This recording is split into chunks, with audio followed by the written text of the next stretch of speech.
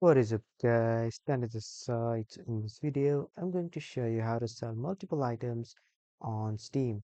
So first, you need to head over to the Steam's application, and then you need to hover to the community section, and then you need to click on this market section.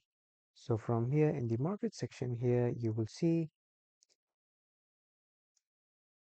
all the active listings of your item. So if you want to sell the item, you need to click on this sell an item, and then this shows a note: you must have Steam purchase that is between 7 days and a year old.